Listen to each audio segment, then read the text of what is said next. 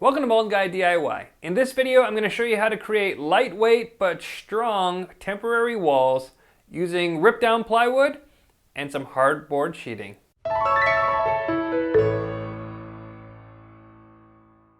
As I mentioned in a previous video, we recently started our own escape room, and one of the things that we needed for the space that we have was some temporary walls. The space that we got was basically an open rectangle, and so we needed to divide that space up into our different scenarios and have something that's going to be both strong and easy to move, set up, and all of those things so that it can be tweaked or adjusted as the different scenarios require, or to refresh them, repurpose them in different scenarios down the road. In this video, I'm going to show you how you can rip down 3/4 inch plywood and use it in substitute for 2x4s to make wall segments that are 4x8 feet and to be able to put them together to make strong temporary walls. What you choose to do with those walls is entirely up to you, but without further ado, let's jump into it. To create a good workspace, I use some sawhorses with 2x4s and put some rough plywood on top for a nice work surface. My DeWalt sawhorses have these notches in them for 2x4s, and so I bought two 8-foot 2x4s, set them up in a nice frame, and then screwed on the rough plywood.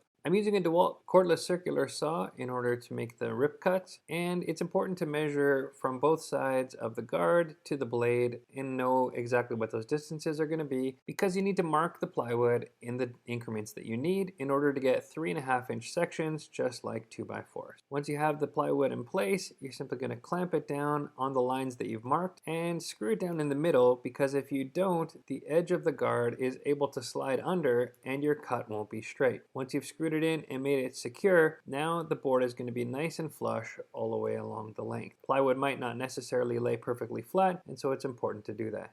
You want to make sure that you set the depth of the cut on your circular saw to be a little bit deeper than the thickness of the material, but not so deep that it cuts all the way through your spoil board underneath. And then you're simply going to follow the track of the 2x4 that you've put in place to mark it, and it'll make a nice straight cut. When you're choosing your 2x4, try to find one that's as straight as possible, because of course that's going to make a big difference. When you're done your first cut, simply make your marks for your next, and as you get more comfortable, you can lay out all of the cut measurements at one time without needing to do them after every cut. It's important to remember that you need to include the blade thickness, which is usually about 1/8 of an inch, to your measurements. If you don't make that adjustment, you're going to have boards that are a little bit too narrow, so it's important to add the 1/8 inch and have 3 5/8 instead of 3.5. As you can see, as I cut through the boards, they're really not that straight themselves, but as we put them into the form later, it's going to straighten out, and then you're going to have an end result where they'll be pretty straight, just like 2x4s are.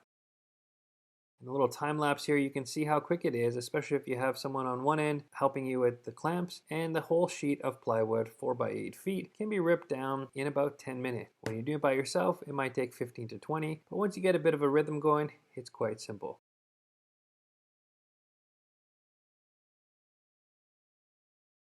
For each wall section, you're going to need to cut one of these in half so that you're going to have a top and bottom plate.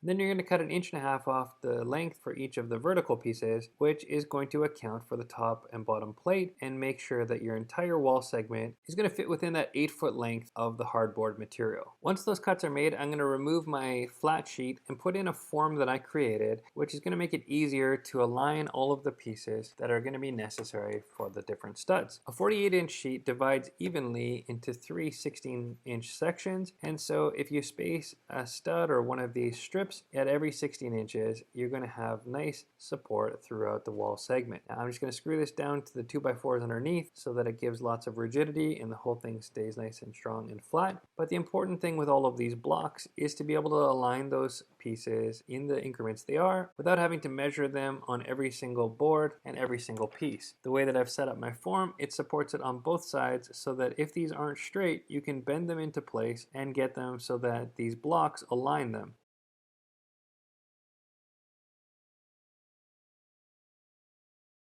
Once I slide the pieces in place, I take a crown stapler and tack all of the boards so that they're in the correct position, put the sides on, and they're already spaced exactly how they need to be.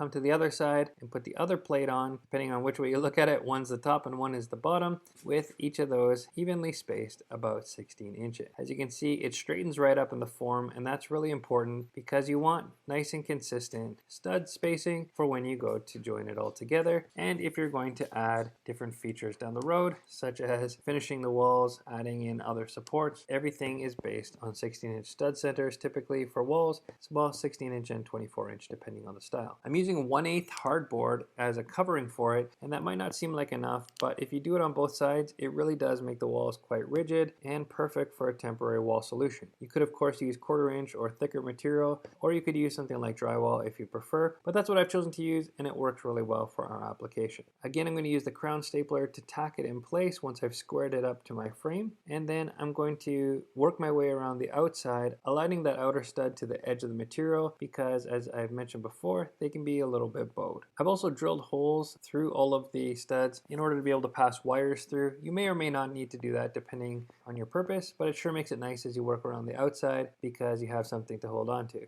I use a straight edge as a guide and line up the crown staples so that I can create a line of where the stud should be all the way through. Then I'm going to follow along with the stapler, and about every 4 to 6 inches, put a staple that's going to secure it to that stud. It's important that your staples are not too deep or too shallow. Too deep and they'll go all the way through and they won't offer much support, and too shallow, they're going to stick up and get in the way as you go to look at finishing it, whether you're painting it or putting some other kind of surface on top. You go through a lot of staples. Each segment of staples to load into the stapler is about 100, but you sure go through them quick when you're doing these wall segments. After I've got the basics done, I'm going to go all the way around the outside and make sure that I'm nice and secure, and then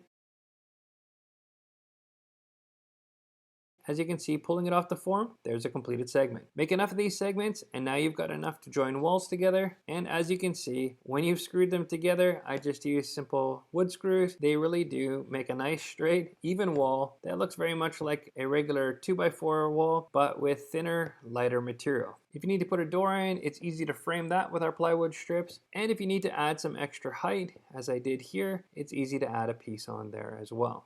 I chose to finish the other side as well with hardboard, and I used screws in order to hold it all in place so that it's easy to remove one side and have access to it all when I need to change things around down the road. A couple coats of paint later and it's all finished. That's basically all it takes to create these wall segments. Of course, you can finish them with different kinds of materials if you'd like, and you could either drywall them, mud and tape, or just simply finish the seams like I did here, or even leave them exposed depending on what your application is. You might use it in an escape room, you might use it as the backdrop for some photos, but whatever you need, this is the basic concept. But it works great because it's lightweight and yet durable. It's cheaper than using 2x4 construction, and it doesn't require a lot of tools or material in order to get it done. If you're creating temporary walls, share in the comments what you're using them for, and also how you finish them, what kind of materials you used, and any pro tips you might have as well. If you like this kind of content, please consider subscribing to the channel, give the video a thumbs up, and check back regularly as I post a new video every weekend on a wide variety of different DIY topics. If you want to send me an email, my information is in the description below, or leave me a comment. I do my best to reply to as many as possible. Until next time, in all your DIY projects, whether you're making walls or tearing them down, don't be afraid to be bolder.